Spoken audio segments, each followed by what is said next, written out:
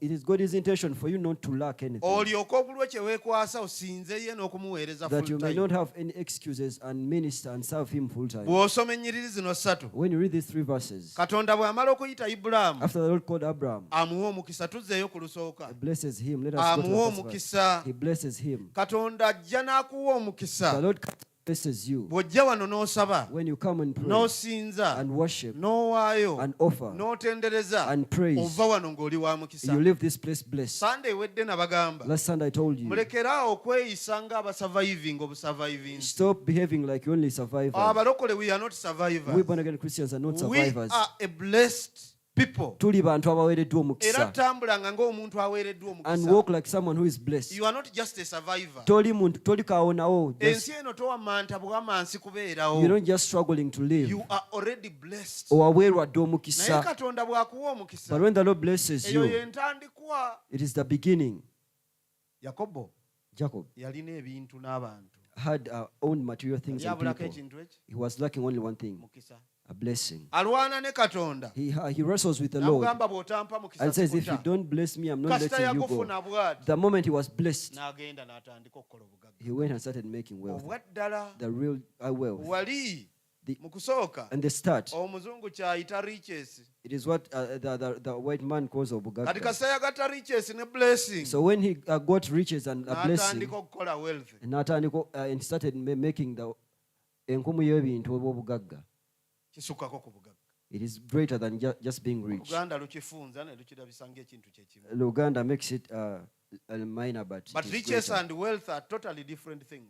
Those 2 words byanjawulo nnyo nnyo nnyo. Not every rich person is wealthy. Sinti buli muntu alina ebintu alina ebyobugagga. So process y'okukula mu byobugagga, the process to grow in wealth, Katonda akuwa omukisa buli lw'olokoka. The Lord blesses you every time you expect Him. Bw'amala okukuwa omukisa, after He has blessed you, amusuubiza nti I'll make your name great. He promises him okufuula erinnya lye Now buli ery'amaanyi. Katonda gwawa omukisa, Everyone the Lord blesses, abaako ekirowoozo ky'amuteekamu, there is a thought that the Lord imparts on you. abaako talanta gy'amuteekamu, He puts up a talent in you. abaako ekirabo He ky'amuteekamu, entrusts you with a gift. ng'ekyo kye kigenda And omusegguliranga. that is a gift that is going to make a way N'olwekyo for the olina person. okuzuula obusobozi bwo, Therefore, you must find your potential. olina okuzuula ekirabo You kyo, must find your gift. olina okuzuula talanta You yo. must discover your talent. Ogwo gwe mukisa Mukama gwe yakuwa That gwe, is the blessing the Lord gave you. era ogwo saba akuwa amagezi, And pray to get that knowledge. omwo mwogenda okujja obugagga. That is why you're going to generate your wealth.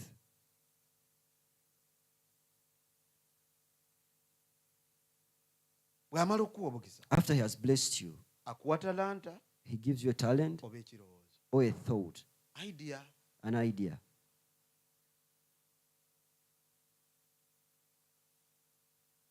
Omaze omukisa, A blessing is done. amusuubiza I'll make your name great. He promises him okufuula erinnya lye ery'amaanyi. Erinnya ly'omusajja ono lifuuka litya ery'amaanyi? How does this man's name become great? Katonda bw'akuwa omukisa, When the Lord blesses you, n'otambula ne idea eyo gy'akuwadde ng'osabye, and then you walk with the idea He has given you during n'otambulira mu prayer, talanta yo, and then you use the talent. omanye ekiddako, Do you know what comes next? atandika okuconnectingako abantu. He starts connecting you to people. Making your name great, Afuula erinnya lye si ery'amaanyi. kwe kugoberera buli mugagga n'omusaba ennamba ye. Is not walking around following rich people asking for their phone numbers. No. Idea gy'olina ggwe, Ekirowoozo that you have, eyo you. gy'oba okolako ekule. It is that you have to work on and grow it. Skill gy'olina ggwe, The omanyirivu that you have eyo gy'oba okuza. is what you have. You must nurture Abantu and grow bajja it. kutandika okunoonya value People start seeking for the mu value ekyo ky'olina, from what you have. nga buli afuna value okuva And gy'oli, everyone who gets value from you, and n'addayo afuuka ambassador then wo. becomes your Buli ambassador. afuna value okuva Everyone gy'oli, that gets value from you n'addayo afuuka agent wo. goes and becomes your agent. Bw'atyo bw'afuula erinnya lye eddene. And that is how the Lord makes your name great. Kampuni nyingi ezikola sumbuusa, So many companies make naye buli alya samosas, sumbuusa agamba njagala sumbuusa ya but musajja everyone oli X. consumes samosas, wants the samosas of the Waliwo man X. omugaati awo erweza, There is a bread in Reza. baguseera nnyo, It is very naye expensive, ate guggwawo mangu. but it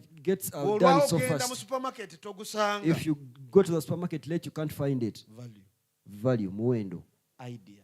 ekirowoozo. Kumpi buli supermarket kati ekola emigaati. Every supermarket makes their own bread. Naye ogwerweza ogwo simanyi kye yateekamu. But I don't know what ingredient is in the bread from Reza. Idea.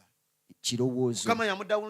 idea. The Lord downloaded an idea for him, n'agiteeka implemented kati it. nze simulabangako. I've not seen that man. Musumba ono y'amumanyi. It is pastor who knows him. Nze simumanyi. I don't know that owner Naye of the tolaba God. nti ndi wano muwogerako. But don't you say that I'm talking about him? Idea Mukama gye yamuwa. Ekirowoozo that the Lord gave him, n'agikuza. and grew it, N'akola ekisingayo. and made something that is Buli great. alyako omugaati guli. Everyone who consumes the bread, Baguyita batya? Bread house.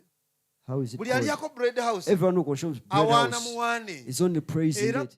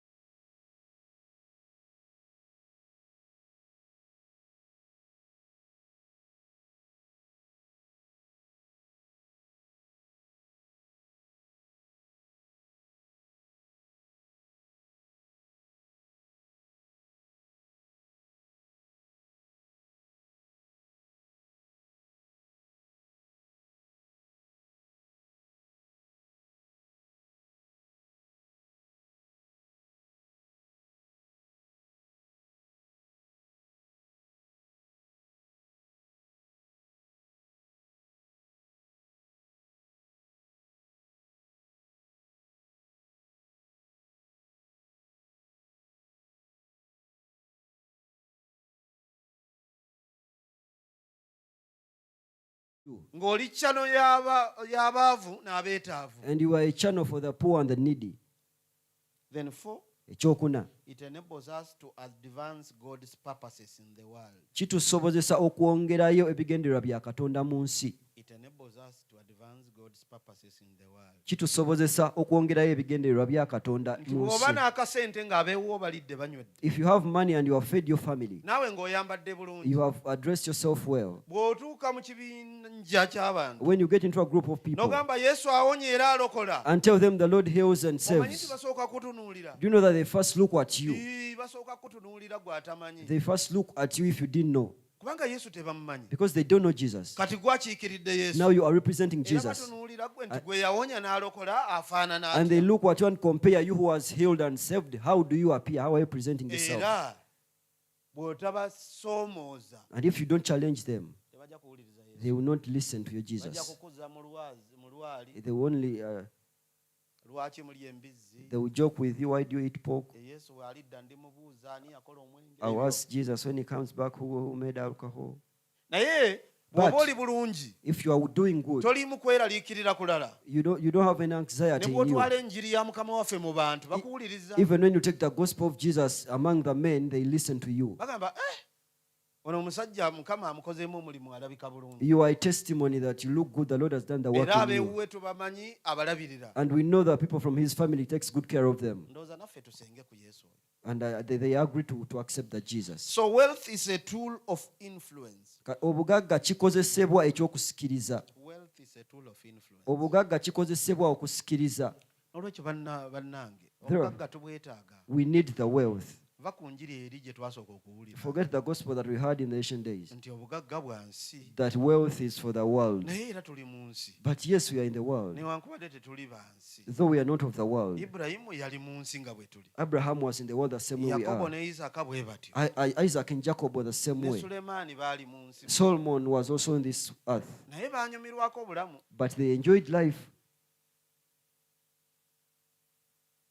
Baakola ki? Kati olowooza nze bwe nnyumirwa obulamu mba kibi nnyo. So is it so bad for me to enjoy life? Kale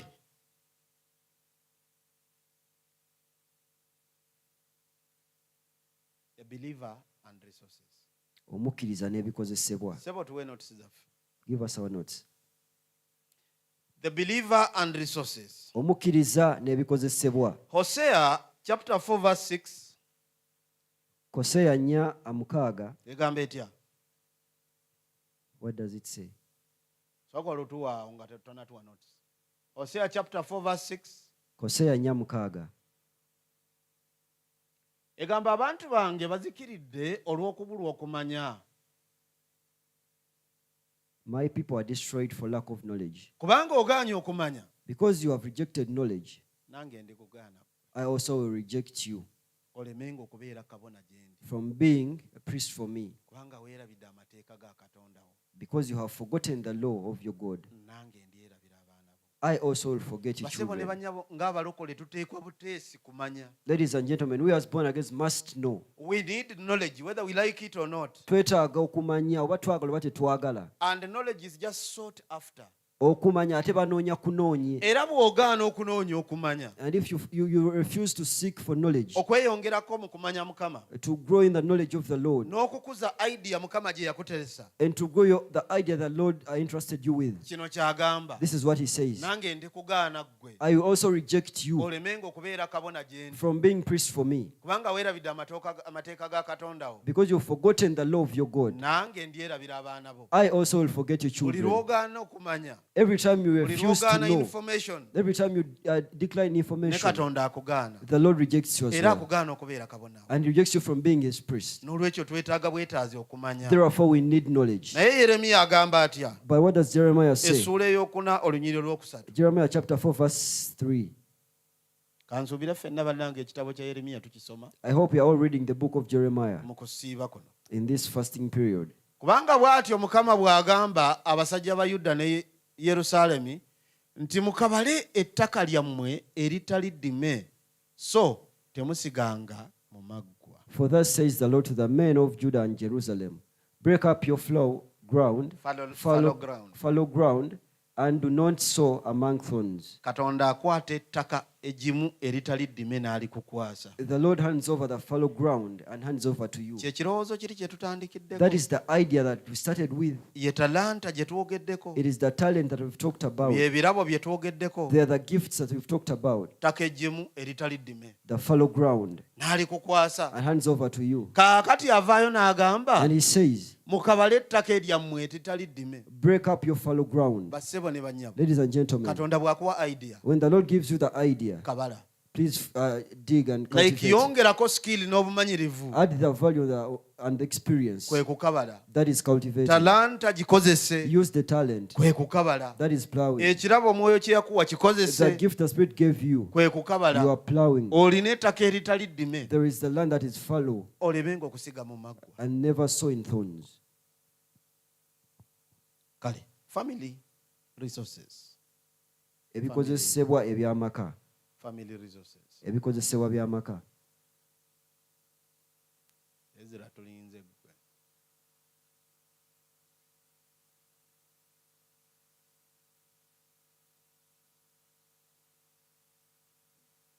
Byekyanze. Man was created to multiply, increase and dominate the earth. Omuntu yatondebwa okubisaamu n'okwongera ku muwendo n'okufuga ensi. Man was created to multiply. Omuntu yatondebwa okubisaamu, increase, okwongera ku muwendo and dominate the earth. N'okufuga ensi. Ensi gye baatuwa. The earth that was given to us. Katonda asuubira tweyongereko. The Lord expects us to multiply and increase. Atusuubira okugazibwa buli mwaka. He expects us to increase every year. Era atusuubira nti ensi tugenda giri. And expects us to dominate the earth. A family is expected to partner with God through skill development and making a positive impact. Amaka gasuubira okukolera awamu ne Katonda okuyita mu kukuza obukugu obumanyirivu bwabwe n'okukola enkyukakyuka ey'obulungi. Okukuza obukugu buno butandikira waka mu maka. Developing skills starts in families. Olumu nali njogera n'abaana bano abamaze senior 4. I was talking to a senior 4 candidates. Ne mbagamba mu vacation eno. I told them this in this vacation. Munoonyeyo simple courses. Find us simple courses. Nga za bwongo just magezi. The skills, a very quick one, and learn them. Senior 6. After senior 6, those 8 months that you have are enough to expand that skill that you acquired after senior 4. By the time you get to August, you have already a certificate. And these things, the hands-on skills, hairdressing, baking cakes, skills ezenyangungu. Those hands-on skills. Unzijukize. Remind me, please. Tailoring, okutunga, artificial intelligence, AI, bakery, okufumba keki, n'emigaati, kukuba amatafali. Very good, thank you. Bricklaying, endala. Another one. Kukanika, mechanics, welding, decoration, interior and exterior, carpentry. Abantu nga balya sente ku decoration. People are enjoying money from decoration. Era my friend bona akola embagalo onaategeera nti abantu abo balya sente. When you choose to wed, you will know that those people take a lot of money. Omuntu taswala kusaba bukadde buna. A person is not ashamed to take 4M. Okutimba tent 3. To only decorate 3 tents. 4M. Aja kuleeta butendi awo. He will bring tents. Aleete bukateni ne bubaluni. Small curtains and balloons. Ayiseemu obutaala obwaka. Puts up lights. Akuleetere ka carpet abagole kwe bayita. Brings a red carpet where the bridal team will use, and then your bill is over. 4M. And then you're all excited. You just give the money because you're excited. So imagine a child acquires that skill in senior 4. Expands the skill in senior 6 and gets a certificate. Trust me, that child will pay a tuition for the university. Or they will be able to work as they study. By the time they are done with first year, they already own a car. Let our children go to universities with cars. Why do whites have them? High school. Even in high school, they own cars. This is what we are talking about. A family is expected to partner with God through skill development and making a positive impact. And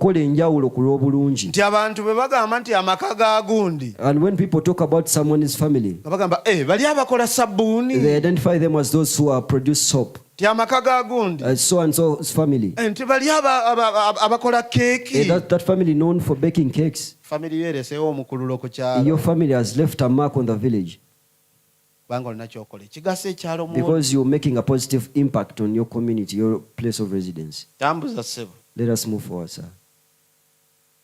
Skill. Obukugu.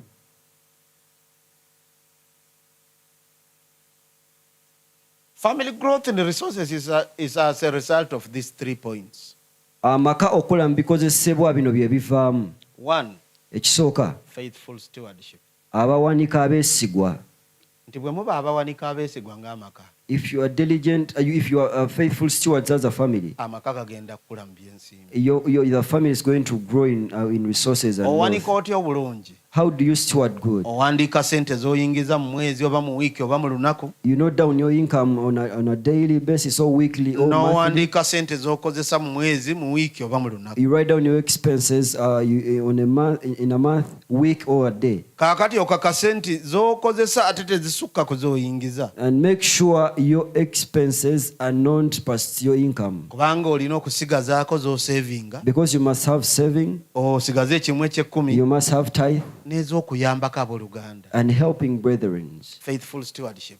Abawanika abeesigwa. Engeri ey'okubiri. The other way. Amaka gye gaggawalamu. How families are growing resources and wealth. Diligent work. Okubeera abakozi ddala. Okukola ennyo. Working so hard. Basebo ne bannyabo. Ladies and gentlemen. Abantu abo abagagga bwe mulaba. The wealthy people you see. Bakola nnyo. Are diligent workers. Waliwo akantu ke nsomye ku Facebook leero. I've read something from the Facebook today. Omuntu awandiise n'agamba. Someone wrote and said. Bw'oba oyagala enjala ekulume bulungi Promax. If you want a serious hunger. Kyalira abagagga. Visit the rich. Abagagga tebaba na budde even bulya mmere. The wealthy people don't have time to eat. Bwe wootuulira n'oliira essaawa nnamba. By the time you sit and spend an hour eating. Eddakiika 40 minutes. N'obuuza oba balina soda nnyogoga ne bakuwa. And ask if they have a cold soda and they give you. Bw'omaliriza n'ogamba ate akatunda. After you ask for a passion juice. Omugagga alyawo ka keeki ka 1,000. A wealthy man only eat 1,000 a cake and a glass of juice. Ate abiri ayimiridde. And he consumes it while standing. Because time is money. Kubanga obudde ze sente. Bw'otaba mukozi nnyo. If you're not a diligent worker. Ogenda kufuna nnyo obuzibu okukola obugagga. You'll have a hard time making wealth. Abavubuka abali wano mbasomooza. The youth here, I challenge you. Mubeere bakozi nnyo. Be diligent workers. Kubanga mwetaaga sente. Because you need money. Obuvubuka obuli mu sente bunyuma. A youthful age with money is so good. Obuweereza obuli mu sente bunyuma. A ministry with money is so good. Tojja kuyimirira wano otandika otukolimira. You won't stand here and start cursing us. Ojja tuwa buwi mukisa. You only bless us. Kubanga already wafuuka mukisa. Because you're already a blessing. Diligent work. Kola nnyo. Buli lw'otakola ennyo. Every time you don't work diligently. Ojja kuba muweereza w'abo abakola ennyo. You will be a servant to those who work diligently. But we pray to God this year, the Lord to take us from that position, that we may be able to discover what we have to diligently work, and we become employees. We become employers from being employees, because we are diligent workers. The other way, how the Lord blesses us, divine blessing. The Lord blesses you. You are blessed that your parents, you are given birth to when your parents have already worked. In your family, it's not a miracle to drive a car. And you don't need to pray for that. For us, where we spend 40 days fasting to own a car, you're only wondering what happened to us. Like, how do you fast for a car? Are you guys really serious? You must own a car. You say that. That's when there is a divine blessing.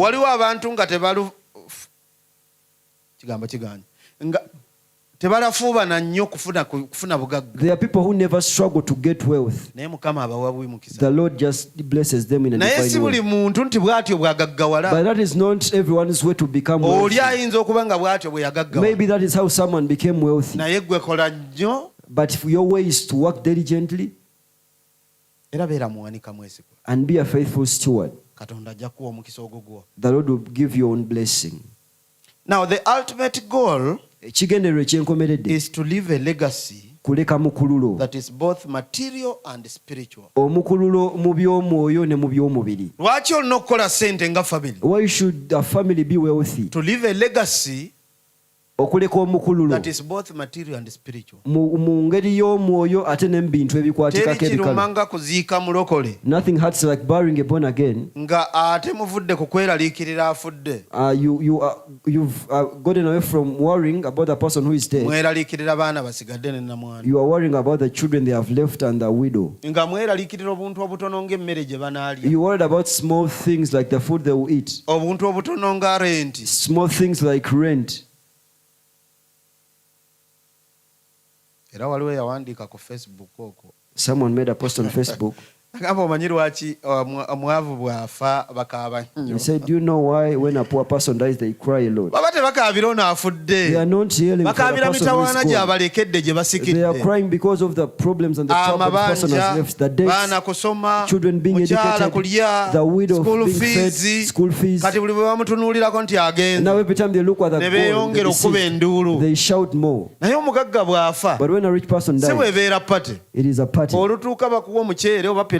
When you get there, you served with Ne rice or bakubuuza pilau. onaanywa soda oba amazzi They oba ask you byombi. if you want soda, water, or both. Bayinza n'okuweerako akabakuli ka fruits. They can even give you a dish of fruits. Bagamba aboogezi boogera ng'eno guli mu mirembe. The speakers are speaking, but you in freedom enjoying. Namwandu anyumye ataddeko ne galubindi eza The black. widow is putting on sunglasses Ne akagera anyeenya. and she's shaking her feet. Kubanga bw'atunuulira NSSF, Because when she looks at the NSSF n'atunuulira account, pension, looks at the pension, n'atunuulira estates, looks at the estates, agamba ono tansaze. he's like, this one, Mukama I'm not twala in a omuddu wo loss. mirembe. Let your servant rest well. Esaala gy'asaba. That's the prayer they make. Bakuziike mangu addeyo mu bintu. They bury you so fast and then they go back and enjoy the materials.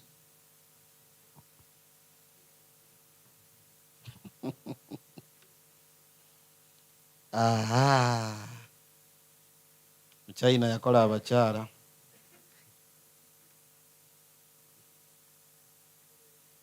Naye omwami bw'afiirwa omukyala But when ayinza okungubagira emyaka 5 the man loses his amazima wife, ga Katonda siriddayo kuwasa. he can mourn for 5 Sisobola years. kuleeta mukyala mulala I can kubonyaabona never bwana marry. bwange. I can never bring Ngenda another kukola woman. nnyo kambutwale mu kisulo. I'm going to work so hard. Let me take them in a boarding section. Naye omwami nga gwe wafudde. But if it's the man who is gone, Naddala ng'oli mwavu.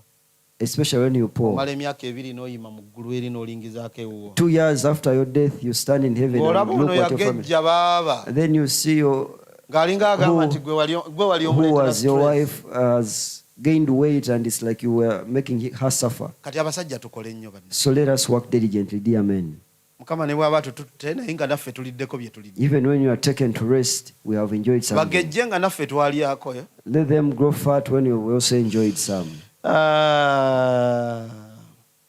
The Bible teaches that family growth in resources, Bible esomesa nti amaka okukula mu byenfuna ekyo tukimaze, is as a result of faithful stewardship, diligent work and divine blessing. kiva mu kubeera beesigwa mu kuwanika, okukola ennyo n'omukisa So the ogw'Obwakatonda. ultimate goal is to leave a legacy Ekigendererwa ekyenkomeredde kuleka mukululo, that is both material and spiritual. omukululo ogw'omwoyo ate ne mu bintu ebikolwa ebikwatikako. Bakwogereko okwo ku kyalo ne bw'oba ofudde. They talk about you even when you go on in Woogera ku the mugenzi gundi. Are you talking about the Bannange next so and yatuzimbira so? oluzzi luno. He built the Ye well for us. yatuzimbira essomero lino. He constructed the school Ye for us. yatuzimbira ekkanisa eno. He built the church structure for us. Olese omukululo. You've left a legacy. Naye ne ssente ozirese. But you've also left the Nga money. boolese ku nsi tebagenda kubonaabona kubanga ogenze. Those that you've left are not going to suffer because you did. N'olwekyo musajja gwe olina obuvunaanyizibwa bunene nnyo. Therefore, gentlemen, you have a responsibility Oba before you okukola ennyo. to work diligently, Oyambe abeewammwe. to help your family, Oyambe amaka go. to help your family, Ate ekkanisa ogiyambe. and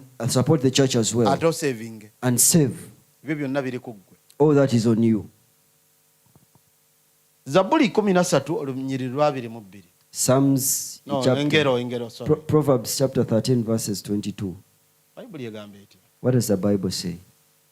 That a wise man. Omuntu omulungi naye no version musumba tusomereko iyo no version erabika ng'etajjaayo kigambo bulungi bwete wekiri omuntu omulungi alekera obusika abaana b'abaana be n'obugagga bw'oyo alina ebibi buterekerwa omutuukirivu. A good man leaves an inheritance for his children, but the wealth of the sinner is stored up for the righteous. A good man omuntu omulungi leaves an inheritance alekera obusika to his children's children. abaana b'abaana be. Zifaanana baseba ne bannyabo obusika tebabukolerera. Ladies and gentlemen, you don't work hard for inheritance. Yeri divine blessing gye twogeddeko. Gw'omukisa gw'obwakatonda. Nti bano bazaalibwa ng'ebintu ebiri jjajja yakola. These are born when the inheritance is there. The grandfather worked. Kati kitegeeza ki? What does it mean? Nti he leaves an inheritance to his children's children. Alekera obusika abaana b'abaana be. Kitegeeza kati musumba Noah. It means that Pastor Noah. Alina abaana bameka kati? How many children do you have so far? Boka. Kakati. 3 only. Naye agenda wala mukama amutwala. But he's going far. Bayinza okuba bakyali basatu. Maybe they are 3 for now. Mukama gy'amutwala waki? But the Lord say he's taking him far. Ekitegeeza which means abo abasatu n'abajja ababulayo 9. Those 3 and the remaining 9. Okola obugagga obubwo ne Irene. You're going to generate wealth for you and Irene. Obubalabirira obulamu bwamwe bwonna. To take care of you your entire life. Obusewali. And then put it aside. Omala okolerere bano 12. And then you work for the 12. Abasatu bano n'omwenda abajja. These 3 and the 9 that are coming. Obubamala okusoma okulya. The wealth that is enough to feed them and educate them. Obusewali. And then put it aside. Kati osigazeewo. And then you remain with obw'abazzukulu bo. That for you. Kati jukira abaana 12. Remember 12 children. Ate mu Africa tuzaala nnyo. In Africa we give birth to so many children. Kati tetumanyi buli mwana baalizaala. So we don't know how many children every child will give birth. All those. Enkola ya Bayibuli yiino. This is the way the Bible describes. Ekusuubira abo abazzukulu bazaalibwe. The Bible expects you to have weebuli. the inheritance for those grandchildren. To have the inheritance for the grandchildren. Diligent work. Okole nnyo. Bw'otaba mukozi nnyo. If you're not a diligent worker. Bw'otabaako mukono gwa Katonda. If you don't have a blessing of the Lord. Awo tosobola kutuukawo. You cannot reach that extent. Nziramu okujjukiza naddala abasajja. I remind the men especially. Bannange tukole nnyo. Please let us be diligent workers. N'omukyala akusanyukira olinawooko. Your wife will be happy about you when you have some. Omanyi nti ne bw'oba tolina n'abaana bo wakka okomawo ne batenyeenya. Do you realize that if you don't have, even your children don't move a step when you come back home? Ng'ozze n'akaveera nga bali shuwa ka green naye munda mulimu mimonde. You're carrying a green polythene bag, but they are sure inside they are sweet potatoes. Kubanga basoma pattern yo. Because they studied your pattern. Olwokuna aleeta lumonde. Thursday he comes back with sweet potatoes. Monday kasooli. On Monday he comes with a maize. Saturday muwogo. On Saturday he comes back with cassava. Olwokubiri bukopa. On Tuesday yams. Okomawo ewaka. You come back home. Ne wataba akwaniriza. And nobody welcomes you back. N'oyingira n'oyomba. You enter and quarrel. Ne nyingira netise. I enter, I'm carrying. Nobody cares. Mukazi kyono gwe nawasa. Which kind of wife did I marry? You have wasted my children as well. Si ensonga. It's not the reason. Ali sure. They are sure. Oweddeyo. That you're done. And what you are carrying, it doesn't fit their appetite. Dear men, let us be diligent workers, that you have money in your pockets. I tell my son that please be diligent workers. A man should have at least 10,000 in your pocket. By the way, that is actually what the women think, that men never go short of money. Even when you pull out your wallet and open it, and then you shake yourself off, they are sure that there is some money somewhere. And early morning they will tell you, Daddy, you short of charcoal. But last night you were explaining to her you don't have money with you and you don't even have transport to take you to work. Therefore, divide means to have money. Youth here, stop requesting your mother for data. Stop requesting for hotspot. leave the data for 500. If you are able, please at least load data for a week. But a youth of 22 years, why don't you load the data that can take you for a month? Don't do one job. And don't despise any kind of work. Any kind of work that can bring you money, that is not baking or thefty. Do the work. As long as it brings you money, do the work. You see somewhere they are laying bricks, ask for the work. You see somewhere they are constructing, ask for the work. Do every kind of work that can bring you money. We expect you to have money. And every time we are giving into the house of the Lord, I'm looking at the youth. You see them pretending. He steps out on the phone, pretends around. I expect you to be the first on the line. Because you don't have any responsibilities with your money. A biblical view for family growth often extends beyond the current generation. When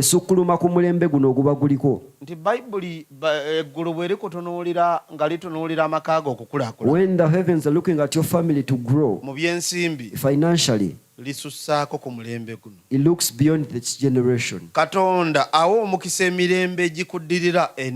Lord blesses the 4 generations that come after you. The same way He curses the 4 generations after you. Therefore, if you're asking for a blessing, don't limit God. These of owning a small plots, you please start departing from those things. Ask the Lord, tell Him thank you for this that you have given Him, but it's just the beginning. I'm asking for square miles. I'm asking for mountains. I'm asking for nations. Because the world and its fullness are God's. He expects the generation, the wealth that you're generating, to go beyond your generation. That even when you are gone, we're still enjoying what you worked for. So resource growth is paired with the responsibility to teach biblical stewardship to our children so that wealth does not become a burden. Okula mbikozesebwa bikwataganira wamu n'obuvunaanyizibwa obw'okusomesa obuwandiiko obwa Bayibuli, olwo nno obugagga bwaffe buleme kufuuka mugugu. Tuteekeddwa okuyigiriza abaana baffe obuwanika nga Bayibuli bwetuyigiriza. Ave wansi ng'amanyi nti omuntu mu kkanisa agenda n'awaayo. That they grow up knowing that people give in church. Amanye nti omuntu awaayo ekimu eky'ekkumi. The children should know that people tithe. They should know that when they get money, they don't just consume it all. When they get 1,000, 100 is for the Lord. You expect them to save 300 off the 900 they have. The Bible expects us to teach our children so that wealth does not become a burden to them.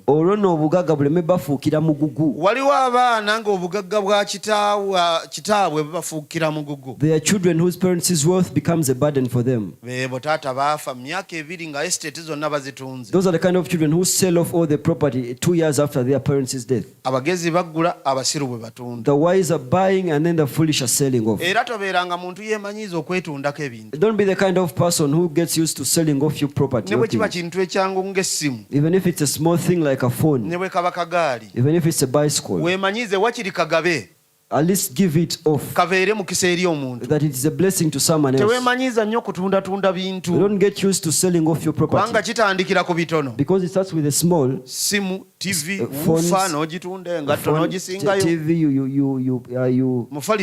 the mattress. Before you know, you don't have anything left. We need to teach our children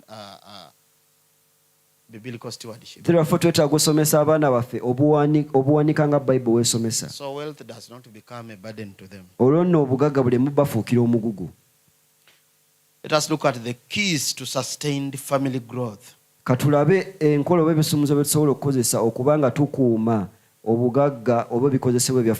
Keys to sustained family growth.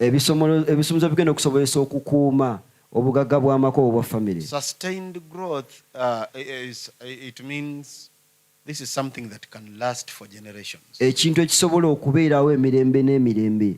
Nga temufuna sente myaka 5 nga muzeeyo mu bwavu. Not having money for a short time like 5 years and then you back to poverty. God expects your financial growth to be sustainable for a long period. Katonda asuubira nti bw'ofuna akasente oba obugagga bubeerawo. Let's look at these keys. Katulabe ebisumuluzo bino. What is the first key? Ekisumuluzo ekisooka. The first one is first fruits and tithing. Okuwa ekibereberye n'ekuwa ekimu eky'ekkumi. First fruits and tithing. Okuwa ekibereberye n'okuwa ekimu eky'ekkumi. That's a very important key. Ekyo kisumuluzo kikulu nnyo. To sustain the family growth. Okusobola okukuuma obugagga obw'amaka. Era ng'amaka mwekubirizenga. And as a family, encourage yourselves. Mweyigirize empisa ey'okuwaayo ekimu eky'ekkumi. Teach yourselves the habit of giving tithe. Ne first fruits. And the first fruit. Eyo. Kisumuluzo kinene nnyo eky'obugagga obuwangaala ebbanga. That is one way of having a sustained family growth. Honoring God with the first fruits of all increase is linked to the promise of overflowing barns. Okusaamu Katonda ekitiibwa n'ekibereberye kyekuusa ku kisuubizo eky'okubeera n'omuliika. Beera n'omuyiika. Engero 3. Proverbs chapter 3 verse 9 and 10. Overflowing barns. Buli kiseera gabeera gajudde. Overflowing barns. Can you read? Honor the Lord with your possessions and with the first fruits of your increase. Why? So your barns will be filled with plenty and your vats will overflow with new wine. Kati gwe bayigirizeeyo simanyi ku TikTok, ku TV, ku radio nti ekimu eky'ekkumi. Now you is told from TikTok, radios and TV that the tithe is not in the Bible. I pity you. Kubanga kiriko omukisa. Because it has a blessing. Ekimu eky'ekkumi. Tithe. Ne first fruits. And the first fruits. Biriko omukisa. Carry a blessing. That your barns will overflow always. Nti amawanika ogajja kubeerangamu omuyiika. So first fruits and tithing, ekibereberye n'okuwa ekimu eky'ekkumi. You cannot afford to leave them out as a Christian. Ebyo togezangako wadde n'omulimu n'ogumya okubyewala ng'omulokole. Era eyo entandikwa etulaga nti oli serious n'olugendo luno olw'ekirokole. And that is the first step that shows us that you are serious with this journey of salvation. Era omuntu w'omanyira nti tanabeera serious. And where you know that someone is not serious. Nga n'ekimu eky'ekkumi takirowoozaako. When they don't even think about the tithe. Omwaka guggwako ng'awaddeyo omulundi ogwo. The year gets done when they have only offered once. First fruits. Ekibereberye. Ekyo kyo. Now when it comes to the first fruits, let us stick on tithing. The second key, generosity. Okuwaayo. Sikuwaayo. Obugabi. Okugaba. Yes, generosity. The Bible teaches that those who give freely become richer, while those who withhold unfairly come to poverty.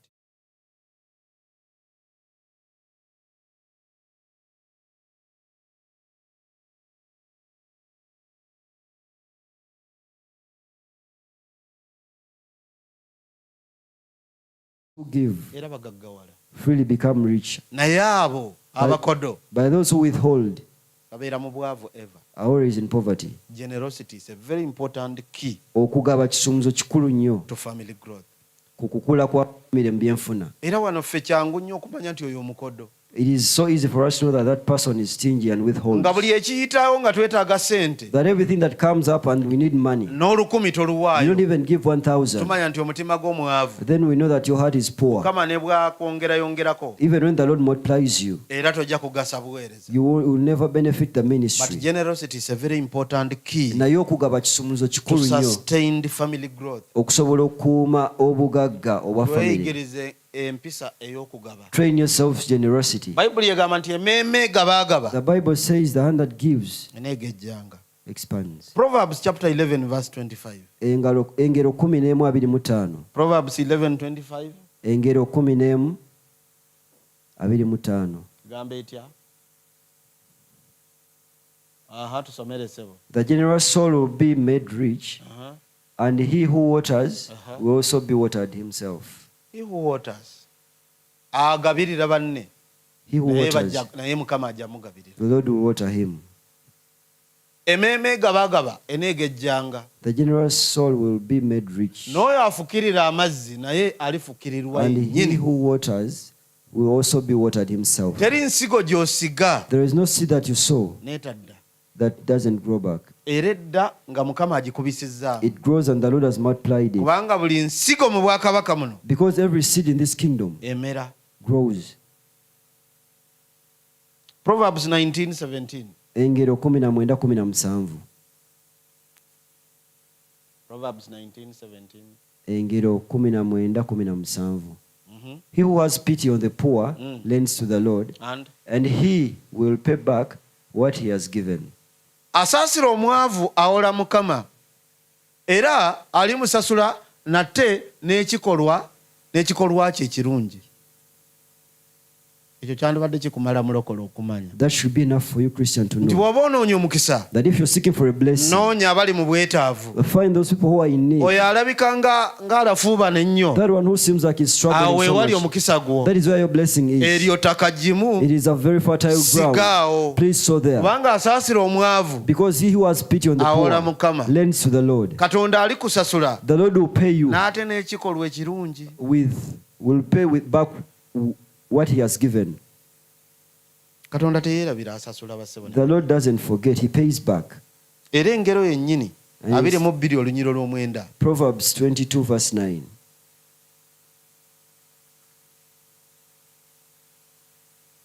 Engero 22 olunyiro lw'omwenda. Proverbs chapter 22:9. He who has a generous eye will be blessed, for he gives of his bread to the poor. Owulira ekigambo ekyo. Nti ono alina eriiso ng'eriiso ly'eggabi. He who has a generous He who has eye. a generous eye. Like his eye is generous to assist all those who are in need. Eriiso lye ligabi nti lyeteefuteefu okubanga liyambako abo bonna abali mu bwetaavu. Nti ono azuula mangu awali obwetaavu. He easily finds where there is Eriiso lye need. ly'omwoyo ne liraba nti family eno yeetaaga ku mmere. His spiritual eye sees that this family needs Family eno food. yeetaaga ku school fees. This family needs school fees. Omwana ono yeetaaga kukwatirako. This child needs to be supported. Such a person Omuntu bw'atyo will be blessed, aweebwa omukisa, for he gives of his bread to the poor. kubanga awa omwavu ku mmere ye. Awa omwavu ku mmere ye. He gives of his bread to the That's poor. a very important key Ekyo kisumbuzo kikulu nnyo to sustain the family growth. okukuuma obugagga Kasi otandika bw'ennyumba. empisa eringa eyo, When you start that kind of Mukama culture, agenda kugabirira, the Lord is going to Mukama agenda provide, kufukirira, the Lord is going to Mukama water, agenda kugaziya, the Lord is going to agenda enlarge you. kukulaakulanya He's going to mu grow ngeri you, naawe gy'otasobola prosper you, in kutegeera. a way that you can't understand, Kubanga owoze omwavu. because you've lent to the poor.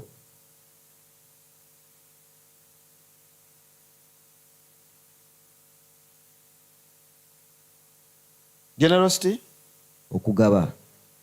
generous eye. Yes.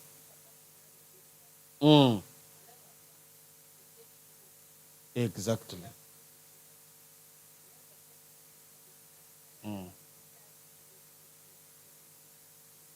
Kati oyingidde mu notice zange. The third key, Ekyokusatu, ekisumbuzo ekyokusatu. contentment. Okumatira. Contentment. Okumatira.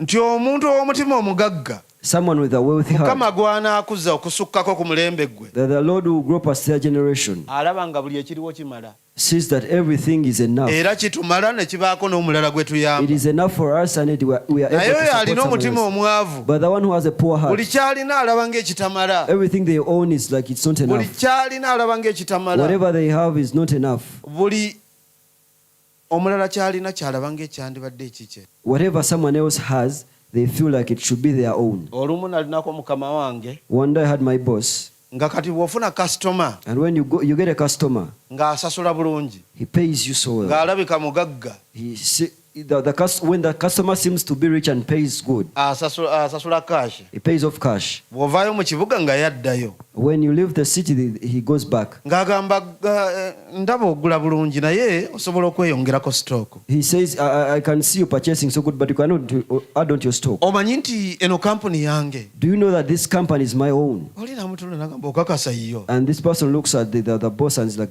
are you sure you own it? Omu yamubuuza naye nga you are very young. And one of the customers said, you're so young. So he said, if you want stuff, this is my phone number. Just reach out to me. I'm going to supply to you things, and I'm going to cut the cost. So you get back to the customer, they don't want to hear from you anymore. And you're wondering what happened to this man. But then you see the stock, he has stock, but you've not been supplying.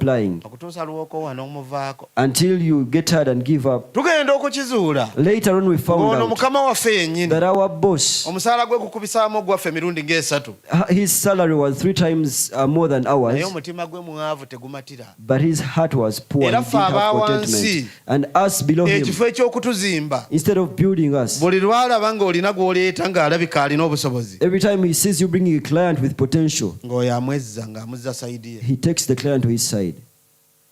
A poor heart. It is a terrible heart to have. You see someone, you see someone owning something and you feel it should be your own. Your heart starts to beat faster. Why isn't it me putting on that kind of shoe? Where did that person get that hair? I must work until I own it. That is a poor heart. But a person with a rich heart, everything available is enough. Have you visited someone who are not so rich, but they have joy in the home, that what they have is enough, that even when you are going, they can pack something for you to take to your family? Contentment. Okumatira. The true wealth includes avoiding the love of money, obugaga obwannamaddala bulimu okwewala okwagala ennyo ssente, which can lead to ruin even if resources increase. Kisobola okuleeta okutabanguka newankubadde nga ssente zeeyongedde. Ladies and gentlemen, weewale nnyo ssente okufuga. Avoid the love for money. Then you are in trouble. Because you get to an extent of using the money that is not your own. We all need money. But please get to know the money that is not your own. I can keep your money for a year when I'm looking at it and I'm not using it. But when I have needs, but I spoke to my heart and notified it that it is not my own money. Be contented with the little you have. It is a key for a family to get wealthy. That when someone is coming in here with a Benz, that is their own and the Lord has blessed them. They are in the season of owning a Benz. Our season, our times of owning Benzes are coming. Now you comes by foot or by a motorcycle. Please don't curse the person. Don't hate the person because they have not done nothing to you. Be contented with the little you have. As you pray for the big, rejoice in the small that the Lord has given you. Because someone does not have that what you call small. You know that someone looks at you and admires you. You go back to your village and they feel like you're doing so well. They are wishing to be like you. They want to hand over their children to you and you come back with them to town. But you who is in town knows what you're going through. Contentment. Okumatira. Those are the 3 keys that lead to sustained family growth. Ebitutwala mu kubanga tusobola okubeezaawo obugagga. The first one is first fruits and tithing. Ekisookedde ddala ekibereberye n'okuwa ekimu eky'ekkumi. The second one is generosity. Ekyokubiri kugaba. The third one is contentment. Ekyokusatu okumatira.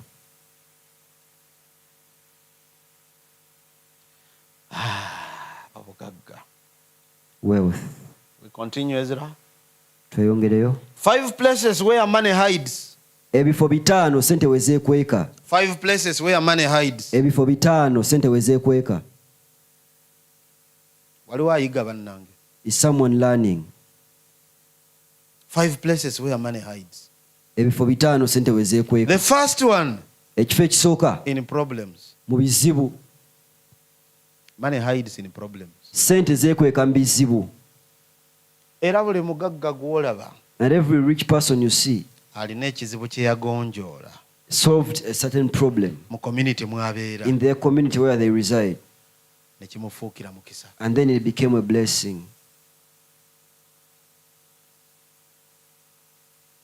Problems are an opportunity for profit.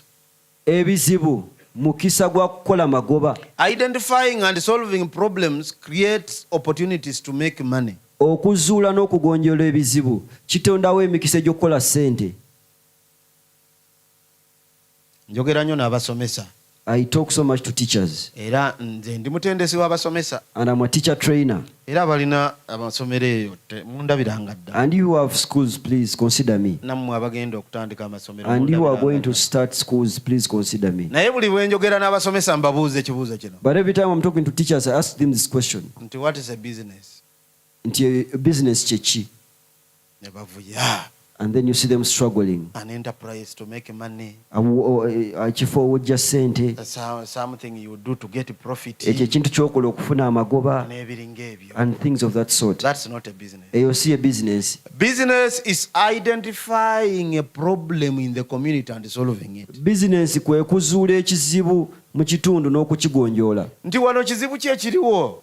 What problem do we have? Nti tewali mobile money. There is no mobile money. Notekawo store ya mobile money. You put a mobile money stall. Nti wano kizibu ki ekiriwo? Which problem do we have around? Nti abantu balina kutambula lugendo okugenda ku supermarket okugula ebintu. That people have to walk a long distance to go to the supermarket and purchase. N'obateerawo retail shop. You put a retail shop. Wano kizibu ki ekiriwo bannange? Which challenge do people have around? Nti essomero liri gindi kilomita 5. A school is 5 kilometers away. N'otandikawo ka nursery ne P1. You start a nursery school and a primary 1 class. Problems are an opportunity for profit. Ebizibu mukisa gwa kukola magoba. Kati gwe Mukama akuwenga obusobozi n'eriiso eriraba ebizibu. Now may the Lord give you the potential and an eye to identify problems. Identifying and solving problems creates opportunities to make money. Okuzuula ebizibu n'okubigonjoola kiteekawo emikisa egy'okukola ssente. Sajja ayima China n'akola akawuka ka COVID. A man stands in China and then creates a virus called COVID. Kati omusajja omusawo n'ayima Makerere University. And then a doctor in Makerere University n'alaba abasajja n'abakazi n'abaana abafa okukamala. sees the men, the women and the children dying. Ffe twalaba ambulance ziyitawo lockdown. We saw the lockdown, many ambulances. And so that's how we were looking tuli mu at. kukolimira Museveni. We are cursing the president. Oli alaba opportunity ey'okugaggawo. And then someone is seeing an opportunity to become rich. Ey'ogwanga. Egwanga. Yaani omusawo oyo? Egwanga ye yalaba profits. Dr. Egwang saw profits. Ye yalaba mukisa gwa kukola sente. He saw a blessing, an opportunity to make n'ayingira money. mu lab. He got into the N'akola eddagala laboratory. paka bwe yalizuula. Made the medication until he identified N'alireeta ku katale. a solution and brought it to the Ffenna market. ne tugula Covidex. We all purchased Covidex. Teri maka gataagula Covidex. There is no home that did not purchase Covidex. Profit. Magoba. So money hides in problems. Sente zekweka mu bizibu. Era buli ebizibu bwe bijja, And every time problems come, gwe zuula butya bw'oganyulwamu. please find the way you can benefit. Nti omuntu afudde ku kyalo. He's someone dead. Abantu bajja kujja bangi. People are going to come so many. Abaziisi baagala nnyo pooko. The mourners love pork. Suubula embizi 3. Purchase 3 pigs. Ziteekaawo. Put them Ojja there. kulaba sente z'ogenda okukola. You will see how much money you will make. Eri bakungubaga gwe bw'onooga sente. They are mourning, you are earning profits. Ate teri ajja kunyiigira kubanga si gwe wamusse. And no one will be mad at you because you didn't kill the person anyway. Waliwo ayiga. Is someone learning?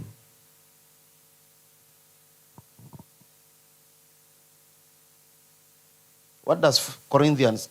which Corinthians now? Okay, let's read Deuteronomy chapter 15 verse 10. Katusome ekyamateeka 15:10. Deuteronomy chapter 15 verse 10. Ekyamateeka 15:10. You shall surely give to him, and your heart should not be grieved when you give to him. Because for this thing the Lord your God will bless you in all your works and in all to which you put your hand. Everything you put your hand to will be blessed by the Lord.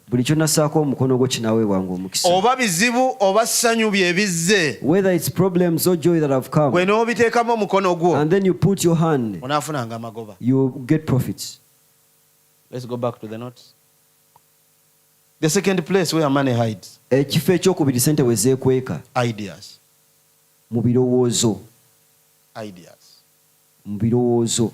The world develops on ideas. Ensi ekulira ku kirowoozo. TV eno gye tusomako kyali kirowoozo kya muntu. This TV that you are reading from was someone's idea. Bulb eno kirowoozo kya muntu. These bulbs are someone's idea. Akatuuti kano kyali kirowoozo. These pulpits was an idea. Kano akazindaalo ke njogererako. This microphone that I'm using. Kyali kirowoozo ky'omuntu eyalimira n'agamba. Was an idea of someone who stood and saw. Naye omubuulizi bw'abuulira eri emabega tetuwulira. That when the preacher is preaching at the back we are not hearing. Nsala magezi ki ffenna tube nga tuwulira. How do I improvise to make sure that every one of us is hearing? Paka lwe yakola akazindaalo. Until they came up with a microphone. Kati teri kkanisa etagula kazindaalo. Now there is no church that doesn't teri own a muzikiti microphone. gutagula kazindaalo. There is no mosque that does not purchase microphones. Buli awali abantu abasukka 1,000. Everywhere there are more than 100 people. Bakozesa akazindaalo. They use a microphone. Ekyatandika ng'ekizibu. That which started as a Ti problem. omubuulizi bw'ayogera eri emabega That tebawulira. when a preacher is preaching, people at the back Era are ne not baddayo hearing, nga tebasobola kuwandiika notes. and they cannot put down notes. Ono yalabamu ssente. Someone else identified an opportunity to make profits. Ideas. Kirowoozo. The world develops on ideas. Eno ensi ekulira ku birowoozo.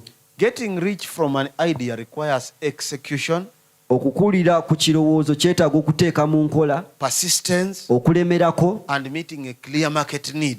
n'okubeera nga osisinkana ekyetaago ky'abantu oba akatale kye keetaaga. Be very clear about the idea that you have received. Beera nga kitegerekeka bulungi ekyo ekirowoozo ky'ofunye. Era be very clear with where you want that idea to go. Wonna w'oyagala egende beera nga wategerekeka bulungi era Era ng'omanyiiwo. beera clear with what you want that idea to solve. Be sure of what problem you want ekyo ekirowoozo kigonjoole. Then execute. Kati teeka mu nkola. Lekera okubeera bubeezi ne pulaani.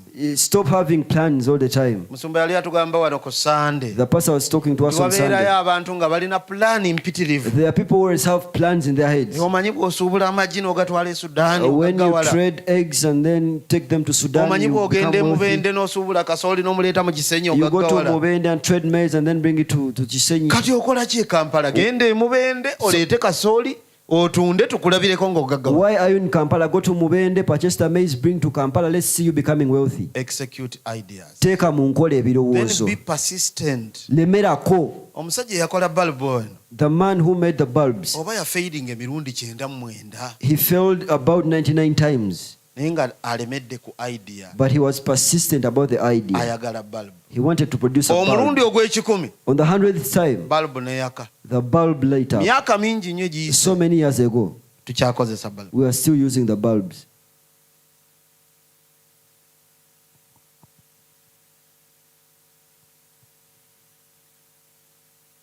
One good idea can change your entire life. Ekirowoozo kimu ekirungi bwe kisobola okukyusa obulamu bwo.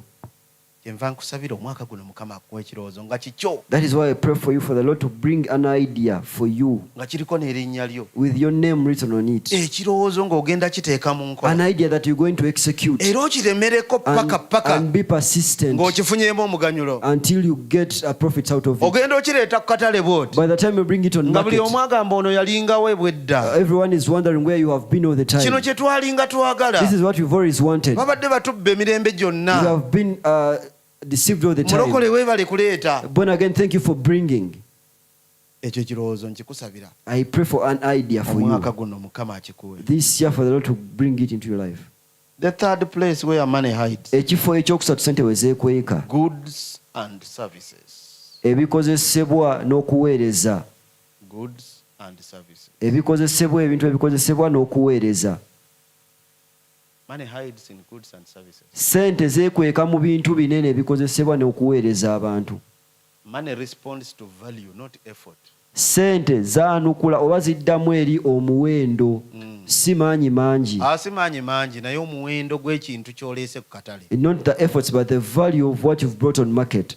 omuntu anagaggawala abaako nekyasuubula nekyatunda. Someone who become wealthy sells something, trades something. Oba you are offering a service. Bw'oba olina obuweereza bw'owa abantu. Kati nga mwami Kigundu is offering a service ey'essomero. Like Mr. Kigundu offering a service of a school. Owa saloon you are offering a service eyokusala enviiri. The one in the salon, a barber is offering a service of trimming hair. Owa taxi you are offering a service eyokututambuza. The tax person is offering a service of transporting people. Naye ate waliwo asuubula emmotoka n'azitunda. But there's someone who trades cars and sells them. Tasobola kutunda sente ze zimu ze yagula. He cannot sell the same amount of money he purchased them. Olina okubaako n'ekintu ky'otunda. You must be selling something. Ekigendererwa ky'okutunda kufuna. And the intention of selling is for you to gain. Sente zisukkako ku ze wagula. The money that is past, the money that you purchase. Woba olinayo ka plot eyo ne bwe kaba 5 ku 10. If you have a plot of land, even if it's 100 by 50.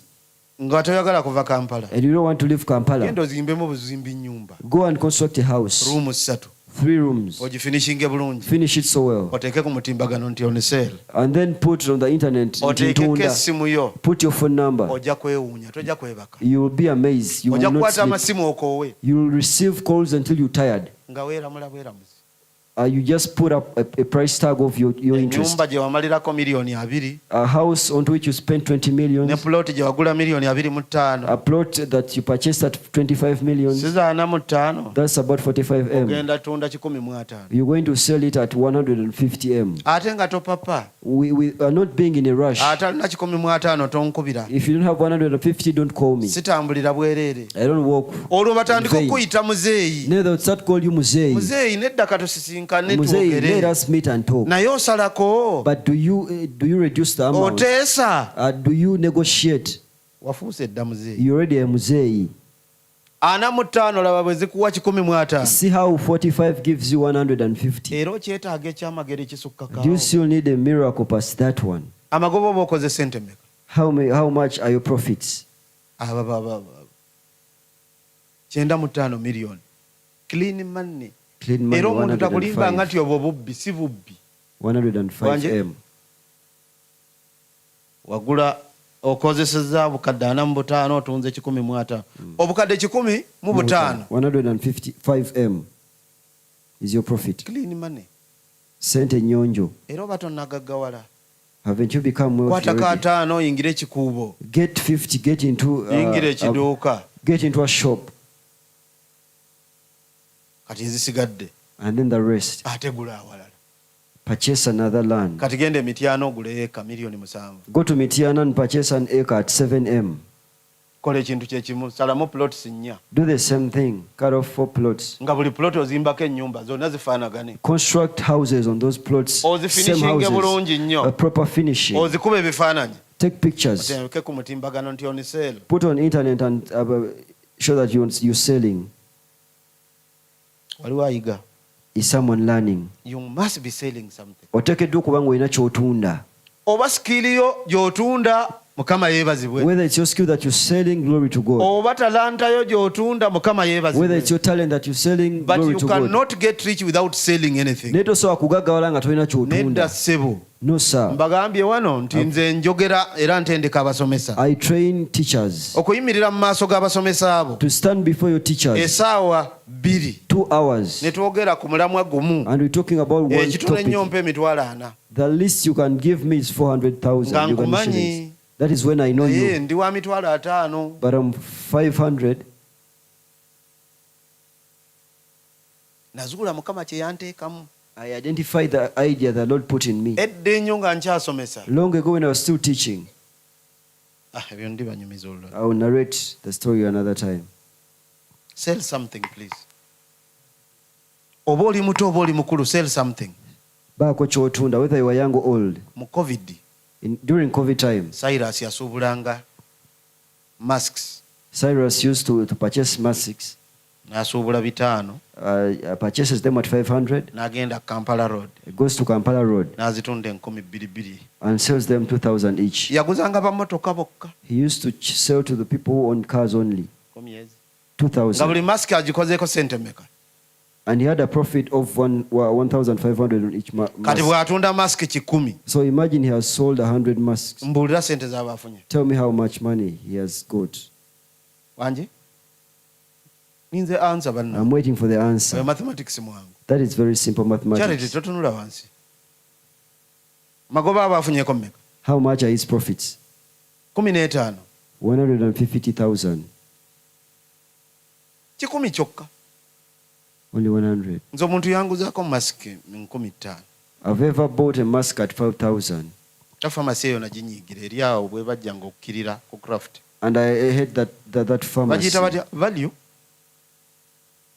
Kati bino basibye mmotoka ate nina okugenda mu kibuga nina gwe manja. I had to go to town. Nsabye omuntu piki ampadde. I asked someone to lend me a motorcycle. Kati nvuga nzikirira. So I was going. Nzijukira nti bayisizze etteeka nti Kampala tomuyingira nga tonna mask. I remembered you couldn't enter Kampala without a mask. Ate nga mu buli ngeri nina okutuuka Kampala. And I had to go to Kampala. Nina gwe ngenda okuggyako obukadde obwo. I had to get to M from somewhere. Ne bwe byandibadde bigere nali nzirukawo. Even if I had to go by foot, I was going to go. Ngenda ogira nga ndaba pharmacy. So I saw a pharmacy. And I entered. I asked if they had a mask. How much are your masks? 5K. 5,000. So I didn't know. I had never worn a mask. So I just paid off the 5,000. And then I wore the mask. I went to town. So coming back, I narrate to my wife. Please, my mask is very expensive. It is not like your own. She asked me how much have you purchased the mask that you praise. I told her it's for 5,000. She asked where have you purchased the mask. I said value. She laughed at me. Why are you laughing at me? These masks at my workplace, they are bought at 500, they sell at 1,000. I argued this from NASA and whatever is from value. They almost gave me a receipt. It's a different one. She said, I'll bring you a mask tomorrow and compare with your own. So she bought her own mask at 1,000. So the person's profits at value were 4,500. Now imagine he gets his down people like me, 100 of them. Give me the profits they made. Please speak out loud. Sente nyonjo. Era yankwata obujega. I was done by simusango gwe. It's not his crime. Abantu bange babonaabona. My people suffer because of lack. Ofubanga nnyo okumanya buli lw'otamanya. Try so hard to have the knowledge. Obeera kamere ka muntu omulala. Every time you lack knowledge, you someone is male. Genda ku simu oteekeko nti njagala jacket nga ya leather nga ya blue. Go to your phone and type in, I need a leather blue jacket. Size XL. Size XL. Ojja kulaba abaana be bakuwa zi jacket nga zinyirira. You see how the boys bring you nice looking jackets. Naye buli mwana akukubye ekitono nnyo emitwalo. But the least they will ask you is 30,000. Why? Because you don't know where they get them. You don't know where they bring the jackets. So because you don't know, now the one who has the knowledge in that area has to profit on you. That's a service. So don't hate them, don't call them thieves. All traders are firewood for heaven. Who lies to you? Something. Abraham had an army. Machineries. They were for hire. They grew up with him. The children to his workers and servants. They gave birth and so on. Why don't I train these youth? He trained them. Army training, military training. At the end of it had become an army. So you hire Abraham, the army of Abraham, to go and fight for you. You pay Abraham. There is no theft there. That is selling a service. The Lord gave him an idea. And the idea is making him wealthy. Which that the Lord spoke on him that I've blessed you. That is not when the money came. You can walk with your blessing and die off with it. Yet you've not become wealthy.